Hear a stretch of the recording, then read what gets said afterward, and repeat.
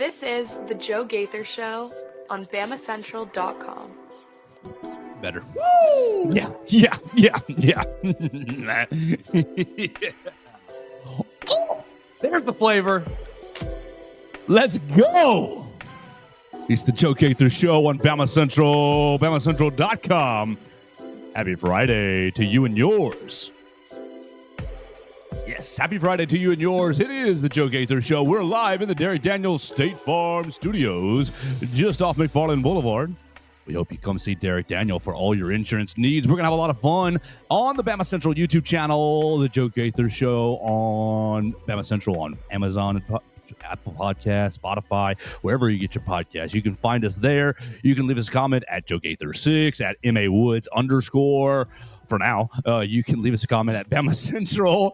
You can leave us a voicemail like our man Dax did, 205-462-7340, extension 800. We will get Dax's voicemail on today. We didn't do that yesterday. I just kind of ran into a whole lot of hooey, and Tuesday's audio issue kind of made me want to reset some things. So sorry, Dax, for that. We will get that on today, talking linebackers. Call and be like Dax at 205-462-7340, extension 800.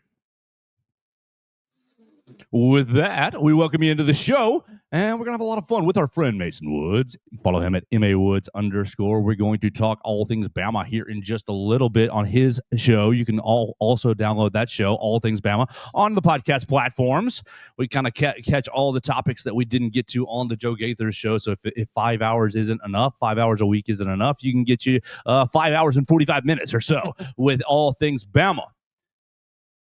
We're going to have a little bit of fun today. We're going to celebrate. We are now under 100 days. Why don't we start right there? Boom. Why don't we start? It right? feels so good. You know, we're here, basically. You snuck up on me just a hair because, you're looking at the countdown. This is Alabama football, by the way, in case you're not plugged in. You're looking at the countdown, 130, 140, 120, 125, 15, and then I see just this week, I'm like, oh, crap, it's coming. Yesterday, 100 days. And I'm like, all right, well, you got to get ready for countdown. So counting down the days, 99 days until Alabama kicks off against Florida State. I think the last thing I saw, 12 and a half points favorite for Alabama against Florida State. We'll see how that line moves. I think it's 12 and a half. Maybe it's a little more, but I think it was. One way or another. Regardless, as Mason looks up the line for Alabama's season opener. Looks like 11 and a half. 11 and a half. Okay, so somebody likes Florida State just a hair. We're bringing that number down. Bold strategy. Yeah, let them bring it all the way down, and then let me hammer that baby. Money. Yeah, exactly.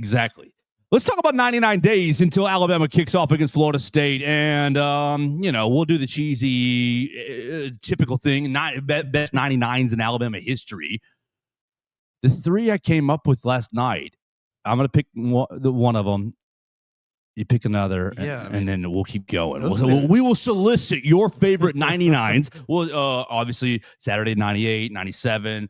Monday, we'll do 96 with Theo Fernandez. I bet you Theo doesn't know a single 96 that's ever played for Alabama. We got a good one right now, don't we? Yeah. Tim Keenan? Right. That's probably the only one that he knows. Who is 99 on the roster right now? Have we looked at that? I haven't even checked. All right, as he checks, my pick is at a personal bias of Lee Tiffin. I'm picking Lee Tiffin. I know you all probably are heartbroken over the 4 or 5 missed field goals against Arkansas, but I want to remind you how he continued and ended his career. Very, very, very clutch kicker in his last year, helping Alabama win its first national championship since 1992. Yeah, I have a memory of, obviously his time at Alabama. I was a youngster, so my memory of Lee Tiffin is that guy was awesome. One of the most clutch kickers I can recall, absolute dead nuts every time he stepped on the field. Yeah, I was a big Lee. Well, and personal bias is because he was the kicker of the year that I worked for the football team, and he was super cool to me. He was very nice and also good. I worked with the special teams, and he didn't treat me like a freshman kid. Heck yeah. So I appreciate that. We do not have a 99 on this year's roster. Tucker Cornelius at 98. Everybody too scared to rock the number. 99 is a good number. I think it gets underrated. That's a good number. It looks good on more than just a kicker. I think. Yeah, I think some of the other players that we'll get into wore it very well. It's a 99 is a good 99 is a good number for your generic Reebok Walmart jersey that you get, and you're like you're just wearing it on a summer day. It's a good number. It's I like fine. 99. It's fine. I think those that wore it well. Absolutely. Go ahead. Who was your pick? Your favorite Raekwon 99? Davis. Raekwon Davis. It had to be Raekwon Davis, the man who got shot and played the same week. That story will live in front of my brain for the rest of my life. I will never forget it. That he is was an absolute animal. Hasn't he's been solid in the NFL. Hasn't been quite as dominant as he was at Alabama, I don't think, but he's fantastic when he was here wearing the crimson and white. That's probably my personal favorite 99. That was, right around the time I was kind of like high school, early college, really, really watching super intensely and going to a lot of games and things. So got to see Raekwon Davis in action a pretty good bit. All right, who's this on through? Oh, Clint. Oh, great. Clint did this, I guess, a year ago, and his pick was Raekwon Davis as well. Runner-up was the third man on our list, Josh Chapman. Also a solid player. Dude, yeah, absolutely. National champion. Yeah, national champion Josh Chapman. Respect him. He gets also you got Brandon Ivory is another 99. Isaiah, well, he said we'll see if sophomore Isaiah Hastings can eventually climb in that. He could not. Isaiah Hastings transferred to Missouri, right? I think that I got you right here. Yeah. I got you right here. Isaiah Hastings. Where did you? I guess everybody's too scared to wear the 99. Nobody likes it, I guess. Syracuse. Okay. Yeah, just it was a journalism school. That's what it was. He wanted to make sure that he followed the Mike Tirico path. Yeah, had to go get his sports media degree. But yeah, I guess just nobody wants to rock 99 because, obviously we're struggling now to find more than the 3-4 we've mentioned. I don't think there is that many of them. I think over the history, I was looking for it last night, really having a hard time finding anybody that wore that number. I do not think it's been a very popular number throughout the history of Alabama football. Really throughout the history of football in general, I don't think there's been a ton of people who proudly rock the 99. Is it just because it looks so full? I think that's why I like it. 99, 88 looks good too. I love 88. It just really fills the jersey up, and I think that's what I like about it. 00, I think, is great. Gross. I love a 00. Gross on you, Mason. Give me Woods. a 00 all day. Now I like the single zero. Deontay Lawson looked good last year. I do like the single. I think you can't have both. Right. But you can have one or the other, and I think they're both really cool. I noticed I was watching, this is horribly off topic, but I was watching the Pacers the other night. They had a 00 and a 0. Tyrese Halliburton, I can't remember the other guy's name on the floor at the same time. You can't do that. That should be against the rules. You should not be allowed to have a 00 and a 0 on the same roster. No. One guy gets to be 0. That's his thing. You can't. Once one guy takes it, it's just lame if the other guy does it. Agent 0. But no, I like the 00. I'm really a sucker for pretty much any number that kind of fills the space. 33, I think, looks good. 30, yeah, love 33. 44 doesn't do it for me. 55 is a good one. 55. Is it 44 Bosworth? Was he? No, he was 56. Yeah. But yes, 55 a lot of those 55 is an numbers. ugly number. Like Sorry, 55. Derek. Isn't that Derek Thomas? Yeah, I think so. A lot of those double numbers do it for me. Yeah, they look good. I don't know what it is. 11 is the only good double number. That's my favorite number. 11's a good one. 11's a good one. I got to wear 11 my senior year and made 2 or 3 plays to make myself happy. Yeah, I think I rocked throughout 4 years of high school 3 different numbers. They saddled me with 30 as a sophomore. 30's a bad one. As a sophomore safety edge like linebacker. 30's I'm like, I don't know about this one. As soon as 11 opened up, I said, "Can we do a swap here?" I think I started when I was 68. Rocked 52 for a bit. I want to say I finished at 66. We had 3 new, we got new uniforms a couple times, and they never let us pick. It was always just, all right, Mace, this is the one that fits you. Oh no! All right, so let's get into some real football. That's fun. Memories, remembering Lee Tiffin, Josh Chapman, Raekwon Davis. You shoot yourself in the leg, dude. And then it was against Florida State, right? 2017. I think it was. Yeah, so knock on wood, we don't need any gun incidents anywhere, anytime. But fellas, hit by a stray bullet outside of a bar in Tuscaloosa. Oh my gosh! Yeah, that was right before they played Florida State. Horrible. Crazy, man. Leave your guns at home if you're going to the bars, please. Yeah, it's just, man, what are we doing? Trust me, they got plenty of cops down there that'll handle it for you. I dropped off our man Theo last night late after, and he was right on the strip, and the strip was virtually empty except for police presence. Which is fine. Yeah, I mean, I understand. That might have sounded like I was saying bad, but that's fine. I guess we see the evidence as to why they are there, and they maybe should be there because of previous incidents we've had that we've discussed a lot on this show. But yeah, it is crazy it's very jarring when you go down there and you're like, is it really? I mean, like, they got they're set up in that Publix parking lot like they run the place. I think I'd rather it be that way. No, I would not. I'd rather it be that way. I think hopefully that is quelling any more issues that we could have had in this time that since they've started doing it. I tell you, but it is jarring to see that I walk home from a football game, which it hasn't happened very often lately, but their presence makes me walk very proudly. No, that's not the right word. Confidently. That's the right word. Confidently through the strip, because I know that if somebody gives me a shove or something happens, they're going to be right there because they're all over it. Sure. So compliments to you, TPD, for doing that. Let's shift gears and keep it on the football train and talk about Bill Conley. Bill Conley puts out his post-spring practice rankings. Is that what it is? Is it just spring post plus? Maybe. We're trying to figure out what this SP Plus means. ESPN's SP Plus rankings are based off 3 factors: returning production, recent recruiting history, and recent history. Conley does give a pretty good little in-depth of what each thing is about and how they're weighted. But let's look at it. Going into the 2025 season. You want to go 25-1? Yeah, let's do that. Oh, actually, holy smokes. Bill Conley has it. Who's the worst team on this list? A 136. Oh, wow. We're not going all the way to 130. We're not going 136-1, but who is the bottom feeder? Who's the newest? Man. Nope. It's not. Oh, I'm not. This is a Nick Saban favorite. Really? Georgia Southern. Wasn't Nick Saban a Kent State graduate? Oh, wow. The Golden 136. Flashes. Man, oh, man. Hate that for him. At 136, a score of negative 24.9. These scores are a combination of the 3, all kind of mathematically. The returning production, recent recruiting, recent history. You see, returning production makes up 2/3 of the projection formula. That seems valid. Then the past few years, great. And so Kent State, 136. You are the worst. They're going to prove some people wrong this year. Well, I mean, shoot, if you are better than last, then yes, you are. I mean, what does Nick Saban do? He needs to throw some money at them. Come on, be a good alumni. Look, this is ridiculous. You got more money than you know what to do with, Coach. Help your team out. Let's see, 25-1, number 25, the Auburn Tigers. Ooh.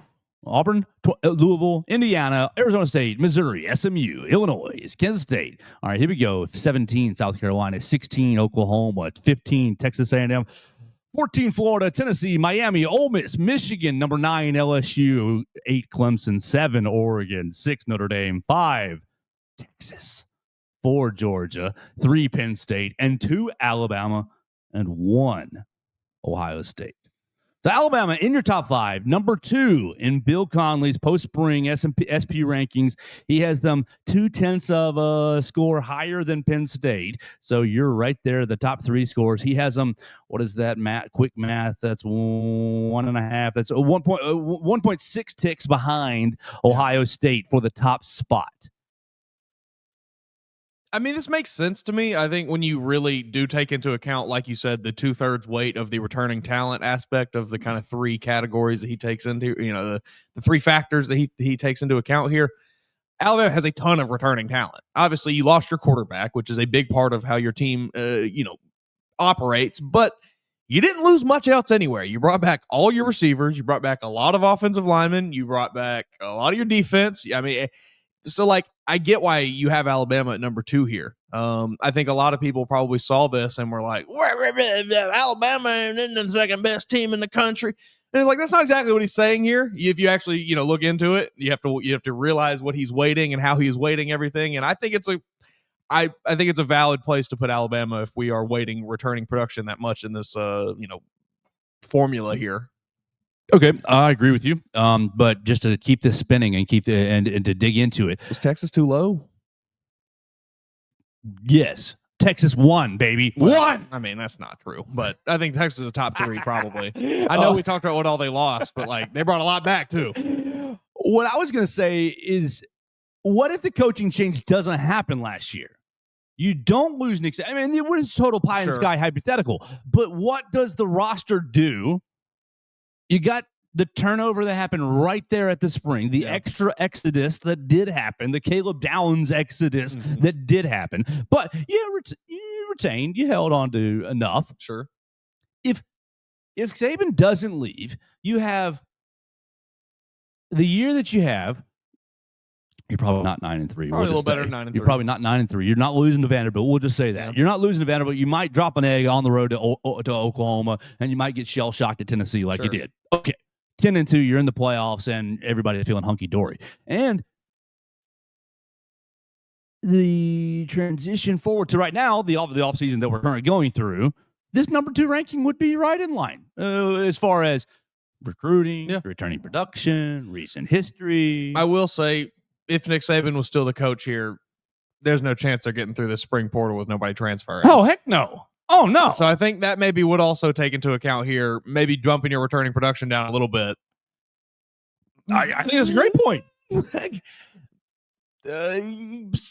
Saban had people transferring. I mean, it's you lost like 20 every year. Yeah, it became a fact of life, and we all sat here and said, "Well, this is just how it goes in college football now." Well, and we see maybe it's not how it has to go in college football. Potentially, they have figured something out that they can do now to retain these players a little more effectively than Coach Saban was able to.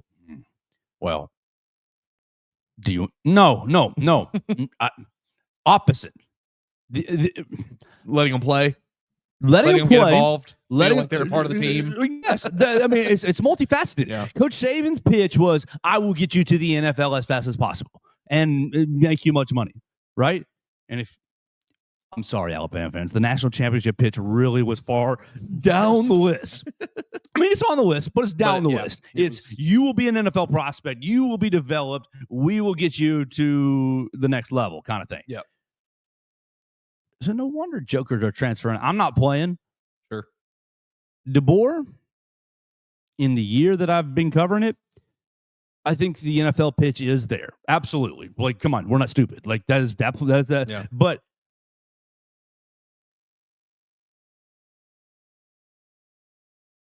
I don't know that Coach DeBoer treats the team and treats the program as much of a business as Nick Saban did. Yeah. I don't really want to say like I don't want to say like Coach DeBoer doesn't care. He absolutely cares, man. Winning is yes, he's invested all in. I mean, that is his business. Yeah, but I don't think Coach Saban treated the players like a commodity. I know a lot of people do, but it was a means to an end. Alabama is a means to an end. Yeah, right? It's just a stepping stone kind of. And in the last year, I mean, we lost a player. We lost a player in the transfer portal this year, right? Not the spring window, in the window, Mason. I don't know if you heard this story, but this story hit you like, oh, hit me real. What did Coach DeBoer talk about for the last 12 months in the program? Being a good man, being a good father, doing the right thing, being kind, of total wellness. Sure. And so player X goes to coach after the season. Coach, I love it here. I mean, I got more eligibility. I'm getting playing time. I've got eligibility. I love it here. But you've been talking about fatherhood and you've been talking about family. I think I need to transfer closer to my kid. and so what does DeBoer say? I'm glad you're learning the lessons. Let's find and what I'm told is he says, let's facilitate the right path for you to get you closer to your kid. Now, that may just be one story.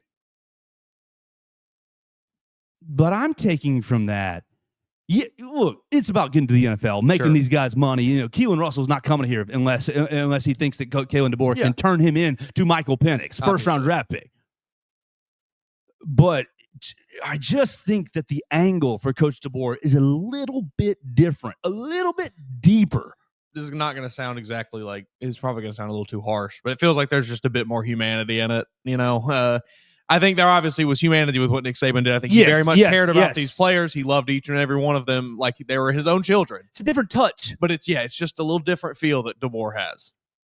And so I think that feel, Coach Saban, 1, 2 greatest football coach ever. You argue with Coach Bryant all you want, whatever. Not disparaging him. I think he's an amazing motivator. But I think that Coach DeBoer's soft skills may just be a little more effective. And I think that, you talk about the no transfer portal. I think that is a huge factor. So, all right, back to this number two ranking, because I think there's a lot to get into with this. Specifically,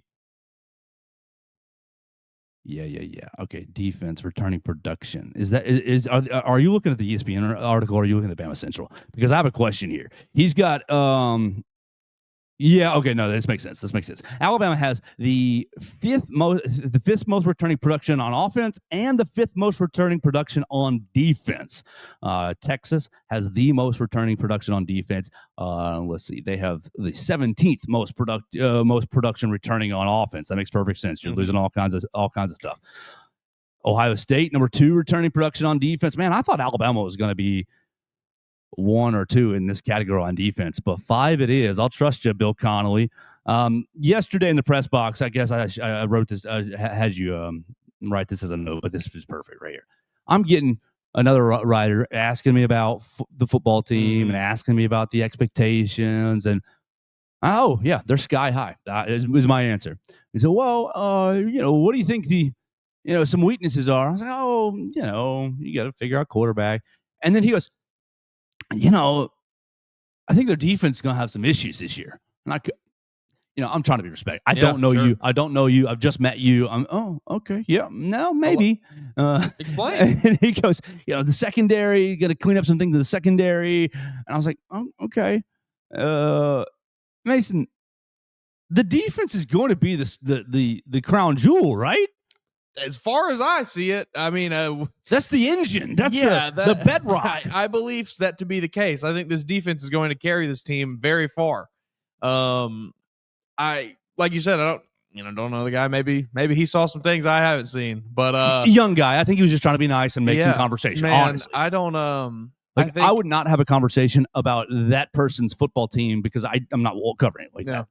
I think you are absolutely right. I think this defense will be what everybody looks to with this Alabama team. It's like, oh, hey, Alabama's got that defense, bro. You got to play Alabama. Oh, they got that defense. You got to play that Alabama defense. You don't want to do that. You're going to have to figure out how to score. Yeah. I mean, I think the offense will be. No, I mean them. Oppositions. I think it's going to be Godspeed. Don't know who you're throwing to. Don't know who you're throwing over. Don't know who you're running over. I think that the first thing that you do for Florida State is you get quarterback run going right off the bat, and you see if they made these adjustments. Can you move the defensive? Will the defensive linemen be moving laterally? Yep. If we can move them laterally and wear them out,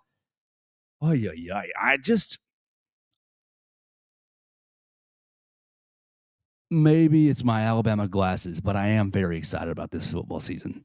I think that it's feeling very 16-ish. It's feeling very 21-ish, except 21's defense wasn't really that good to me. I think that really the expectations should be as high as can be. I want to ask you, did you see Kalen DeBoer's quote about the players needing to take it easy during May because this summer is going to be, quote, the hardest summer they've ever had? Yeah, I saw something. I saw a little bit of that. I didn't look at the whole quote, but I saw that bit, Right. That was the only thing I saw. Do you think Coach Saban sees that quote and just probably? I imagine he does, yes. Just giggles to himself. Hey, you see this, Terry? He said he's going to wear them out. They probably got stories days on days on days of players just. Well, man, I when I was in high school, my football team, all of us went to the Nick Saban camp here, and like obviously that is nothing compared to what an Alabama practice is like. But just that alone was one of the worst things I've ever done. Like it sucked so much. It's cool I did it, neat, whatever, got a cool t-shirt. But man, that football was not for me. It was very clear. I was like, man, these kids, these guys do this. You weren't invited to the special field with a real. No, they didn't get a gray sticker. They had all the recruits with gray stickers in their own group on their helmets, and I had a white sticker on my helmet. That's okay. I would have been in your white sticker group as well. All right, let's keep going here. I want to go back to the conversation we had with Katie Wyndham and the straight seedings for college football playoffs. Gone are the days. The only thing that I thought about the other day that I'm like, oh, I don't like this for any reason is now. Like the home playoff game is still fun, absolutely, but you want the bye. You want the bye in the big. We need to figure out a way to make the 4 teams that get the byes have a home playoff game, but it's too corporate. They won't let it happen. Yeah, that also feels like just too much of it. You can't get a bye and a home game. You feel like you got to give them one or the other. That's fair, I guess. That's true. I guess you get the extra rest. Reading that you're going to change the calendar, just reading all kinds of stuff. Ross Dellinger basically getting you going on all the inner workings of the politics. I know Katie had kind of said that it maybe could possibly de-incentivize winning your conference champions again, or it kind of de-incentivize conference championship. I'm curious if you think that as well. I mean, because I thought about it some. I kind of see what she's saying. I think, but I'm not really. I don't know. No, I think that you win the conference championship, you're more likely to get that top 4 seed. Yeah, I think the reason to go win it is still there. Unless she's thinking that you should be like I guess Ohio State. I'm guessing if you're like an Arizona State, though, where you're not getting a top 4 seed regardless of if you win that conference, maybe you just go out there and roll the dice and try not to get injured in the championship game. It's like, oh, we've already secured a top 12 spot. Let's just not get blown out here. I don't know. I could see maybe situations like that, I guess, where the kind of fringe teams who would be competing for their conference, like a Arizona State from last year, doesn't necessarily have any incentive to go try to win because they know they're not getting a top 4 seed anyway. Oh, okay. Well, that's fair. But if you lose, you're running the risk of bumping out. Yeah. To me. Yeah, I think that would be a very specific case where that could happen, where you'd have to have a team that's like 5. Yeah, and then or 6. I don't know. Somewhere in that like 5 to 10 range. 10 would be probably too low. Probably in that like 8, 7, 8, 6, 7, 8, maybe. See, the problem is you're right now at 12. What we're talking about probably doesn't happen, but at 16, at 24, at 32, at 40 teams, Matt Rule, then yes, it does happen. But you get people, playing the strategic game. But at 12, you're not doing that. You're still trying to get into that bubble. I'm glad that we got the straight seeding. It really irritated me to see only to 2026 because they haven't figured out. Katie's comment the other day: if you don't like the college football playoff, just wait. So good, so perfect. It perfectly encapsulates the college football playoff. Just wait and cry about it for a little bit, and it'll get changed. Yep. Cry louder, and it'll get changed into the format that you want. Will we see 40 teams in the college football playoff for Matt Rule? I don't know that they'll ever. I think 24 they'll probably be where they cap out one day. It'll never get capped. I bet they'll cap out at 24. We'll be playing football. You can't put more than top 25. We'll be playing football for 12 months a year. The goodbye, women's crew. They're gonna say one sport only. This roster is 160 players.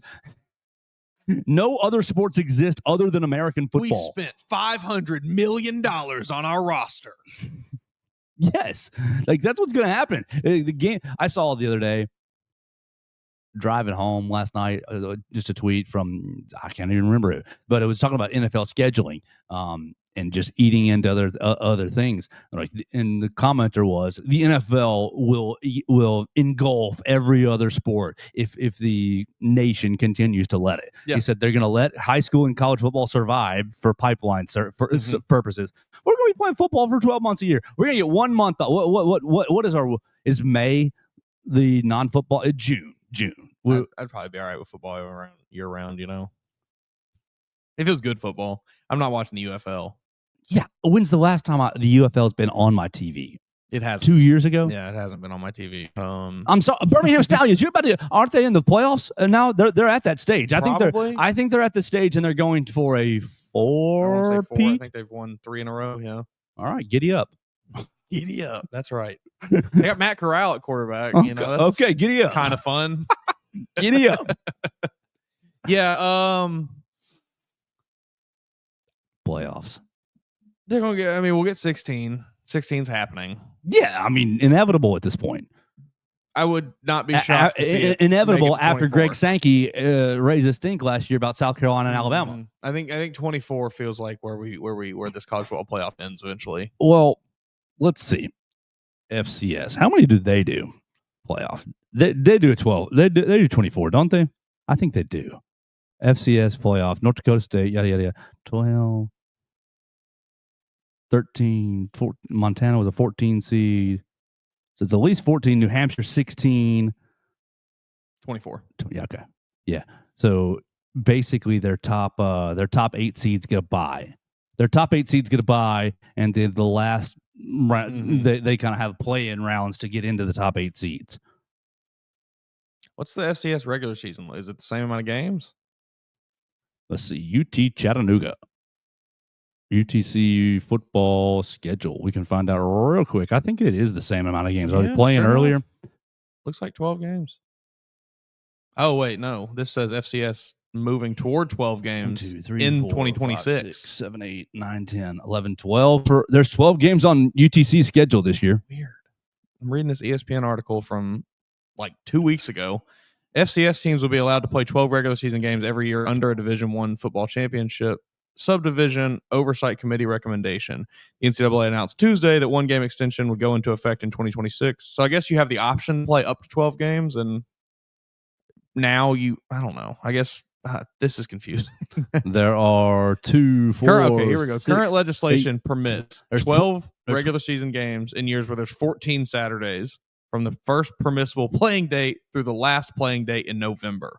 In all other years, only 11 regular season games are permitted. So it's like this hyper specific. If the season falls within this certain parameter of dates, you get a 12th game. North Dakota State has 12 games on their schedule as well, starting Saturday, August 30th, going all the way to the 22nd. Now, are these all bye weeks? That's my next question. The 30th, the 6th, the 13th, the 27th, the 4th. No bye weeks yet. 11, 18, 25. There's you go. They got a bye week on Halloween. 1st, 8th, 15th. 1 bye week, 12 games. Would you trade? No, I'm keeping my double bye week. I'm keeping my double bye week, and let's keep this thing at 12, please. Yeah, please. That's what I was telling my girlfriend the other day. We were talking about fall. I was like, well, last year we went to 2 bye weeks. It's going to be helpful for everything. So nice. I love 2 bye weeks. It's going to be helpful. The NFL needs to do that. Yes. The NFL and their 17. Like, we were on our Bears show complaining about an early bye week. And I'm just like, why is there not, hey, you get a bye week in for between weeks 3 and 10, and then you get another bye week between week 12 and 17 at some point. Let's just something like that. Jumble the math up and throw it in the schedule bot and let it go. I guarantee it can figure it out. Dude, yes. And you get an extra week of football, Goodell. You get an extra week of degeneracy on the TV. Yeah. I don't, because like that's the easiest way to squeeze. You know, they keep going 18 regular season games. Yeah. Like, that's the easiest way to not force the players into anything and also get your way. Yeah. You bring up a good, because like it's not even about losing money really at that point, because there is still so much content surrounding the NFL. You throw an extra bye week in there. That's just another show that talks about your league for an hour. That's just for another 50 week more podcasts that talk about your show for like it's not even that you're losing out. It's not. There's no concern of like, well, if we don't play, they're gonna forget about the NFL. It's ridiculous. When the Bears are off, the Lions play. Like, they do a good job. Yeah. The NFLPA needs to really push harder for an extra bye week. I'll tell you this, though. These changes, They turned me off in the sport. That was what the NFL they gave up the extra bye week in favor of not testing for marijuana now. Isn't that what it was? I think you're right. That's what I believe. That's what the compromise was. Oh, great. Good compromise, guys. That's so crazy. All these rich dangling that in front of their faces like, hey, buddy, we'll let you do this. You just got to put your body on the line for another week a year. Like, that's crazy. If you're not a user, I'd be like, Billy, I'm not over here smoking this. I'd be so mad at those dudes. Yes. Oh, man. Oh, yeah, that's a crazy compromise. That is insane to me. Oh, yeah. Oh, man. I mean, it goes, I've heard several former players that are not involved with the NFLPA talk about how they're all just in bed with the owners anyway. I think that's a pretty good example of that. Oh, I like this thought. Let's look at this. 25 college football's best 25 players that are not quarterbacks. This is from who? Caleb Downs, number 1. Adam Rittenberg. Is it Downs? No, guess. It is not. But you're on the right team. You want to go one more?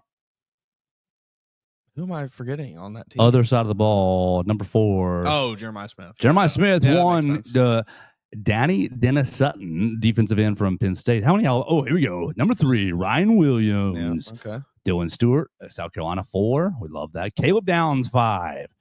Miss you, buddy. Jeremiah Love, 6. Dude, after the draft, I had one of my Bears buddies, we didn't draft a running back. And so as soon as the next year's mock drafts came out and it had Bears taking Jeremiah Love, I sent it to him and he's like, this is why. This is why. And I'm just like, buddy. Jeremiah Love's a good player.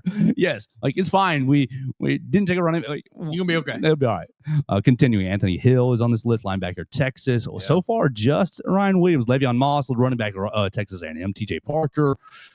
I'm skipping a lot of these. I'm looking for the next Alabama. There's got to be more than Ryan Williams in the top 25. LT Overton, Damani Jackson. Yeah, come on, give me a Deontay. Nope, none. No wow. Deontay Lawson. It feels disrespectful. Disrespecting the Tide. Maybe they're not the number 2 overall team. Strategy to disrespect the Tide. Maybe they're not the number 2 team coming into the season. I mean, I think I would put, if we were just actually, me and you are ranking the AP poll or whatever it is right now. Like Ohio State 1. Ohio State 1, Texas 2. I'm probably putting Texas 2, Texas 3, Texas 4, Texas 5, Texas 6. Probably Oregon or Georgia at 3. Penn State's up there, even though I think they're frauds. Yeah, I think I would firmly have Alabama at like 5. People are really split on Drew Allard for Penn State. Mm-hmm. I want to see him play a little bit more. Yeah, I do too. I'm not buying it yet. People talking about his wide receiver core last year, no separation, so he's throwing into just junk windows.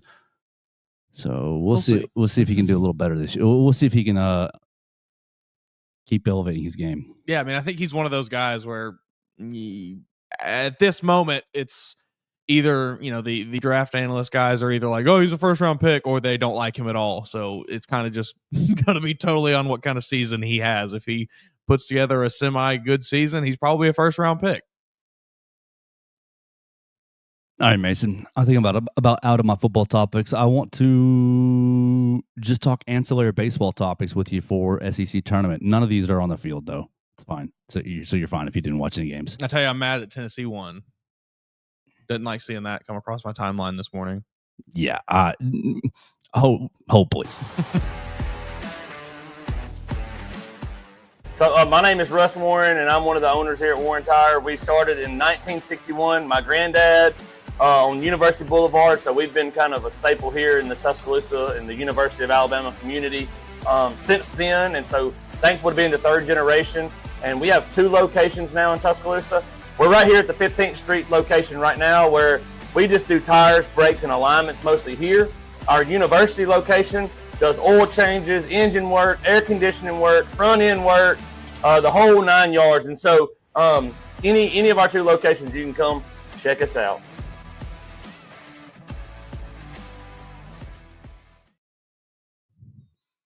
We appreciate Warren Tire and Auto for sponsoring the program. Please go check them out. Like Russ Warren just said, 2 great locations to serve you, University Boulevard and 15th Street, 2 really easy locations to get in and out of as well. They'll get you back on the road and back to your life. Warren Tire and Auto. So, Mason, I'm going to Hoover yesterday for Vanderbilt on SI. We're there pretty much all week. We watched Alabama play Missouri, South Carolina, Oh, Missouri. Yeah, it was Missouri. Missouri? And Yeah. then Tennessee. Excuse me. Missouri first, 4-1. And then they gave up. Tennessee got 20 hits on Alabama. I was watching the, looking the live updates that we were posting on Alabama Crimson Tide on SI. It was a carousel. Hit, another hit. Oh, a third hit. Oh, this guy, and this time a runner score. And it's just like one after another. It was a carousel. That was tough.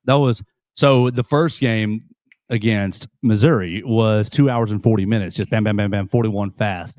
Against Tennessee, I think it was close to 5 hours. Oh. Golly. Just because it was so high scoring. Just a beat down. Yeah. I mean, Alabama put up a decent. Yeah, it was like 15 to 10. 10. Yeah. So it was because it was relatively out of hand for a little bit there. It was what, like 13? Well, so Tennessee got off to like a 6-1, a Okay. 6-0 lead, and then Alabama took a 7-6 lead. Okay. Then Tennessee stretched out to get it to 15-6, and then Alabama scored 4 more to bring it back. Yeah, I think I remember checking at 15-6 and being like, I really, Will Miller sold me a bill of goods. I thought they had a chance. Well, the pitching plan didn't go how Will Miller said it would on our show.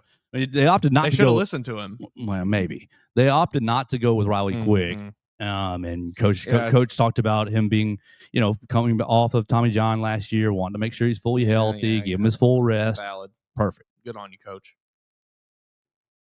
But then he decided to bring Zane Adams out of the bullpen, something he had not done all year. And I haven't been covering the team like Will. Will basically said the move was to start Zane Adams instead of Vinatieri. I take his word on it. Basically, you were cycling arms the entire day because it was like, who can get an out? Who can that's get not a these great guys spot out? to be. So they lost, but Selection Monday's coming. We will find out, I believe, on Sunday if they're hosting, though. They're telling the regionals Sunday, the rest of the field on Monday. What I want to get into is the parking at the Hoover Met. Let me guess. Please. It's awful. Well, there's plenty of it, but and the attendants are great. I'll say that. The attendants directing you where to go, getting you in and out of the parking lot, very easy. Mm-hmm. The patrons that go to this event are either blind, drunk, or in some sort of inebriated state. The amount of double parked cars, the amount of triple parked cars. You got guys. They're giant trucks. Yes. Yep. Oh, you want to make me so mad, man. You made the decision to buy that ridiculously huge vehicle. You don't get to park like a jerk. You made your bed. Now lie in it. Park normal. Park inside the white lines. Oh, you want to fit into a parking spot? Buy a normal car. Just trust me. So we've got a little media designation where we're supposed to go, and every spot's full. And every spot's full. Yeah, I would have been losing my mind. Every spot's full. And then I see a spot. And I said, Theo, I'm gonna squeeze us in there. Joe Gaither did not squeeze us in there because as I'm turning, this truck's double parked, and this one's right on the line, and I'm about to scratch, and ultimately we find a parking spot is fine, but we keep going row after row, and Theo is pointing out they're double parked. I retweeted somebody who tweeted let's see, it's right on the top of my who do you work for? Trevor McGee. Trevor McGee works for University of Tennessee, Knoxville, JEM Sports Communication, UT Daily Beacon. I retweeted him today. Hoover Met Complex, home of the elitist parking jobs. And he has 1, 2, 3, 4 different double parked cars right here in this tweet. And I think he could have probably just kept going around taking pictures. Jail time. People. Jail time for these people. The folks, can we not be considerate? No here? trial, straight to prison. I'm over it. I'm over it. I hate that. So like, oh, the level of like self-entitlement there is so just off-putting to me. Really boils my blood. And anybody that thinks that way. Oh, and one of these cars is not double parked; it's quadruple parked. It's in the X of the Big 4 F-250 King Ranch. Not a spot of mud on it. Shiny chrome rims, probably. What? I'm sorry, but like, what goes through your brain that says I can do that? I don't know. I don't know. It's not something that I've ever thought myself. Leave me a comment. No judgment. Seriously, if you're a double parker, tell me why. And I'll just try to learn from it a little bit. I'll judge you. That's fine. Mason will bring the judgment. I'll bring the understanding. But Mason, do parking issues drive you crazy, or which drives you crazier? These parking issues that I just alluded to, or the Vandy Whistler? I do hate that Vandy Whistler. Which, clap. And I'll say this, as someone who does not consume much college baseball at all, I really don't see a whole lot of him. So I'm going to say parking, but I think it's just because I don't watch the Vandy Whistler much. I think if I was actively consuming college baseball content and having to deal with him, that would drive me insane. The whole game.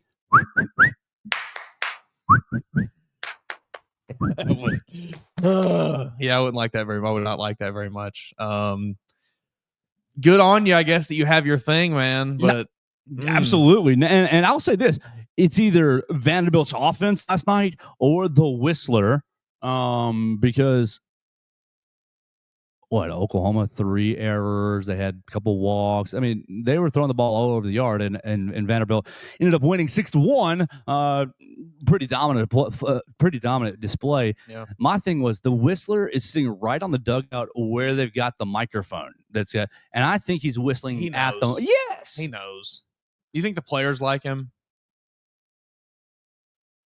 No, that would get on my nerves. I think. I don't know.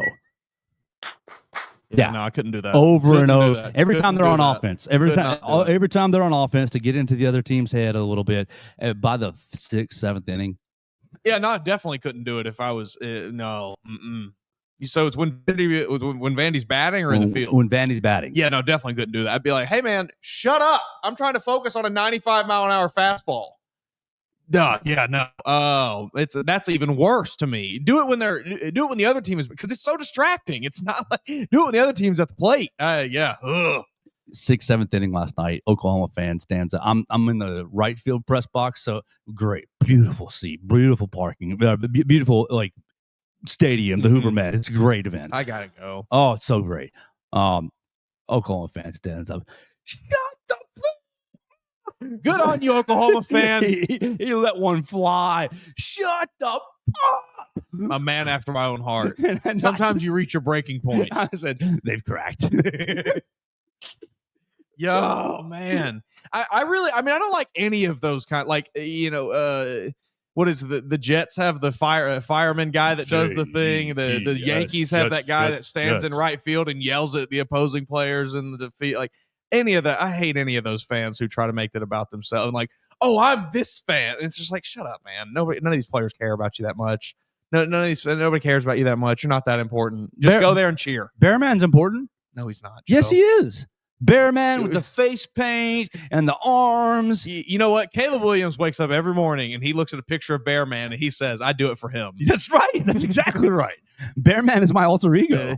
Keelan Russell rolls out of bed and he looks at a picture of the Roll and Tide twins. I don't even know if they still come around anymore. You remember the two guys that used to dress in the Tide boxes? Oh, no. Those pictures and then the two blondes that were always in there. Oh, yeah. I remember them too. Yeah. He's got them both side by side. He opens his medicine cabinet. It's 2 doors and he's got them open up right there. And he says right here, I do it for you too. Nacho, Alabama. It's for you. Oh, yeah. No, I've never been a fan of those fans. Just go there and cheer.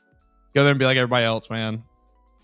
Don't make it about yourself. It's about what's happening on the field in front of you or the court, wherever you are.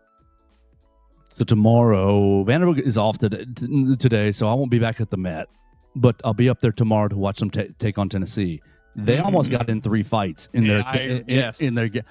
This I did see that a lot. I might have I don't know if this is unbecoming of me, maybe, but after the game, we're doing our stuff, and I said, man, I hope they fight tomorrow. Saturday. I hope they do.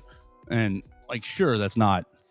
I hope that there is I hope there's a scuffle. I don't hope that anybody gets No, hurt of or anything like that. Of course. But drama. Yes, give me all the drama. Drama, little hurt feelings. Give me a kid pimping a home run. Pitcher runs over there, shoves him off the base path. That'd be sweet.